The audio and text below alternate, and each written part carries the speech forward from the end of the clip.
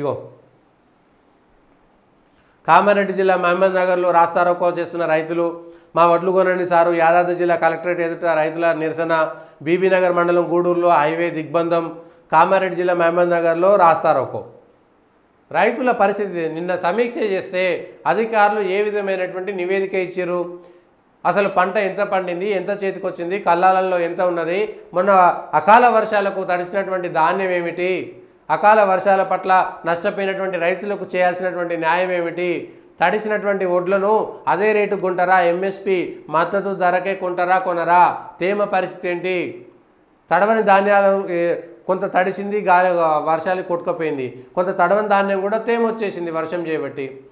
తప్పు రైతుదా, ప్రభుత్వానిదా, కొనుగోలు కేంద్రం చేసేటువంటి పిఎస్సిఎస్ వీళ్ళకి సంబంధించినటువంటి వాళ్ళదా, బాధ్యత ఎవరిది, ఐకేపీ కేంద్రాల్లో ఉండేటువంటి వాళ్ళదా, లేదంటే ఈ సివిల్ సప్లైకి సంబంధించినటువంటి వాళ్ళదా, ఎవరు ఎందుకు కొనుగోలు చేయడంలో వ్యవస్థ విఫలమవుతున్నది, ఏ ఊర్లో ఎంత పంట పండింది అనేటువంటి రూల్స్ అధికారులు ఉంటారు, వ్యవసాయ శాఖకు సంబంధించినటువంటి అధికారులు, మార్కెట్ కమిటీలు, చైర్మన్లు, మార్కెట్ పిఎస్సిఎస్లు, కమిటీలు, చైర్మన్లు, సింగిల్ విండోలు, ఇన్ని నామినేటెడ్ పోస్టులు ఉన్నాయి, ఇంతమంది ఉన్నారు. ఏ ఊర్లో ఎన్ని ఎకరాల్లో ఎంత పంట వేసారు, ఎప్పుడు కొనుగోలుకు వస్తుంది, ఎప్పుడు కోతకు వస్తారు, ఎప్పుడు బయటకు వస్తుంది అనేటువంటి లెక్క గ్రామాల వారీగా ఉంటుంది కదా. ఏ గ్రామంలో ముందుగాలు వచ్చింది, ఏ గ్రామంకు ముందుగాల పంపించాలి, ఎక్కడి నుంచి కొనుగోలు చేయాలి, మిల్లర్లను ఎక్కడ తీసుకురావాలి, లేకపోతే మిల్లర్ల దగ్గర కెపాసిటీ లేకపోతే గవర్నమెంట్ గోడౌన్లకు ఎట్లా పంపించాలి, ఈ అంశాలపైన ముందస్తుగా ఎందుకు సమాచారం తీసుకోవడం లేదు, ఎందుకు చేయడం లేదు. రోడ్ల మీద పడి ధాన్యాలకు సంబంధించి లేదంటే ధాన్యం పండించకండి, ప్రత్యామ్నాయ పంటలకు మేము మద్దతు ధర ఇస్తామని చెప్పేసి ధాన్యానికి కాకుండా మిగిలినటువంటి పంటలకు పోయే విధంగా ప్రజలను ఎందుకు పురమాయిస్తలేరు, ప్రజలు ఎందుకు ప్రోత్సహిస్తలేరు. ఆ ప్రజలకు రైతులకు సంబంధించి అరే మీరు ఒట్టిగానే వడ్లు పండించకరి, వడ్లు పండిస్తే ఇట్లా అయిపోతుంది కాబట్టి ఇగో 10 ఎకరాలు ఉన్నోళ్ళు 5 ఎకరాలు వడ్లు పండియాలి, 5 ఎకరాలు పత్తి పండియాలి, 5 ఎకరాలు ఇంకోటి చేయాలి, లేకపోతే ఇప్పటికే అపరాలకు సంబంధించి ఇది పప్పు ధాన్యాలకు సంబంధించి మొత్తం ప్రపంచమంతా కూడా పప్పు ధాన్యాల కోసం చూస్తున్నది.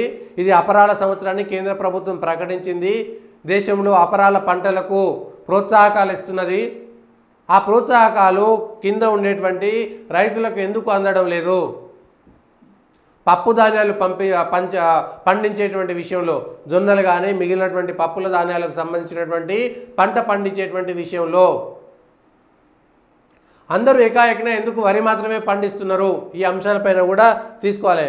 ప్లస్ ఈ కూలీలకు సంబంధించినటువంటి దాంట్లో వ్యవసాయానికి ఉపాధి హామీని కలపాలి, లింక్ చేయాలనేటువంటి అంశంపైన ఇప్పటిదాకా అటు కేంద్ర ప్రభుత్వం ఇటు రాష్ట్ర సర్కారు ఎవరు పట్టించుకోకపోవడంతో కూలీలు దొరక్క వ్యవసాయం చేసేటోళ్ళు ఏం చేయాలో అర్థం కావట్లేదు.